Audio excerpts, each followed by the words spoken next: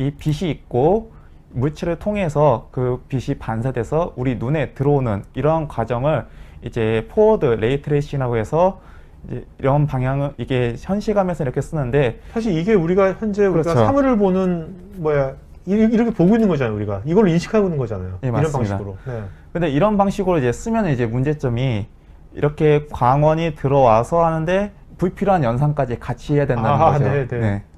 그래서 우리가 앞으로 설명드릴 것은 이렇게 우리가 눈으로 실제는 아니지만 우리가 이렇게 눈으로 추적해서 빛을 본다고 해서 역추적 레이 트레이싱이라고 합니다. 앞으로 얘기할 게 이 역추적 레이 트레이싱이고, 그래서 이렇게 한다면은 이제 앞으로 우리가 눈에 보이지 않는 것들은 연산을 하지 않기 때문에 조금 더 연산 부하를 줄여줄 수 있다고 보시면 되겠습니다. 그래서 물체가 이렇게 있다고 하고 카메라를 우리 눈이라고 표현한다면은 이 격자 모양을 이미지가 구현되는 곳, 즉 모니터 화면이나 텔레비전 이렇게 보시면 되겠죠. 그래서 만약에 빛을 쏴서 그곳에 물체가 구현되지 않는다면은 이쪽에는 물체가 없다고 표현은 되고, 만약에 빛을 쏴서 이쪽에 물체가 비춰졌다면은 그곳에 물체의 형상을 그려서 이곳에 이제 물체가 그려지게 됩니다. 그래서 이렇게 물체가 비춰지게 되고, 이쪽에서는 이제 물체가 형태에 따라서 이렇게 그림자가 생길 수도 있고 또는 반사될 수도 있고, 이러한 다양한 작용들에 따라서 이 물체가 표현이 되고, 그거에 따라서 레이 트레이싱이 사실감 있게 물체를 보여주는 것이 되겠죠. 이것을 자세하게 한번 설명해 보면은, 만약에 물체가 이렇게 반사돼서 비친다고 생각합니다.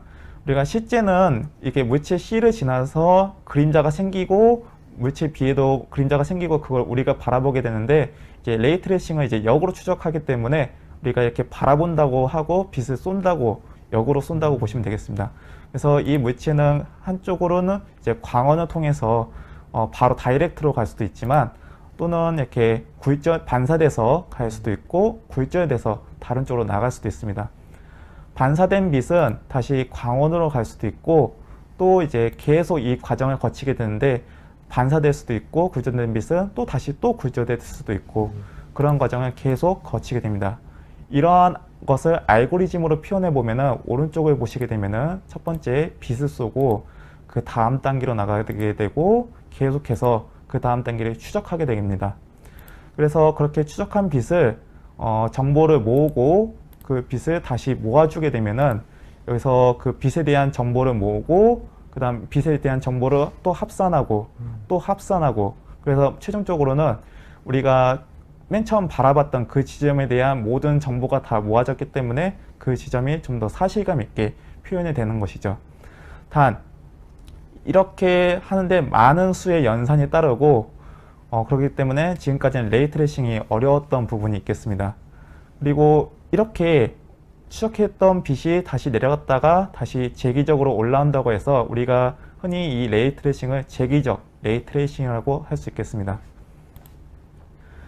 그래서 이렇게 많은 수의 연산이 따르고 이런 것들이 있는데, 또 레이 트레이싱에서 병목 형상을 잡는 부분 중에 하나가 우리가 이렇게 카메라에서 물체를 비추고 어디다 비추고 연산을 할지 그 부분에서 많은 과부하가 걸리게 되는데, 실제로 우리가 FHD라고 하는 것도 픽셀이 200만 개 이상이기 때문에 일일이 이런 것들을 빛을 비추고 거기에서 또 아까처럼 알고리즘을 계속 추적해서 나가는 것들이 많은 연산이 필요하게 됩니다.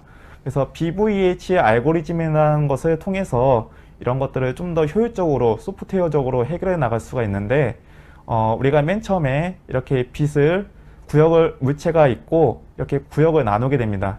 그래서 우리가 만약에 O1에 물체에 빛이 비춰진다고 하면은 나머지 이쪽 큰 N3 구역은 이제 제외하고 이제 다시 N2 구역에서 이제 보는 겁니다.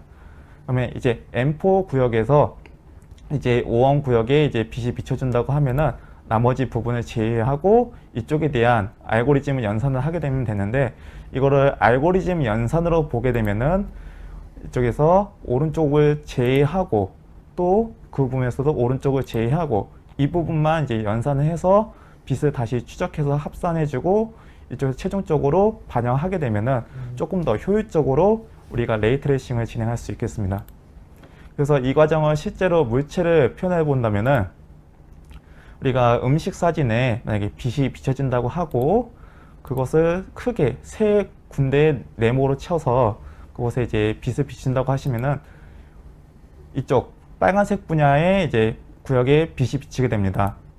그래서 그 구역에서도 또 세부적으로 물체를 나누고 그 물체 중에서도 이 빨간색 구역을 이제 책정했으면은 그 부분에서도 또 세부적으로 나눠서 경계의 면이 생기게 되는데 그 경계의 면에서 빛이 작용하는 것을 뭐 그림자가 생길 수도 있고 반사가 생길 수도 있고 굴절이 생길 수도 있고 이런 것들을 모두 다 종합해서 이제 레이트레이싱을 적용하게 되는 겁니다. 실제로 레이트레이싱 같은 경우에도 아까 얘기했듯이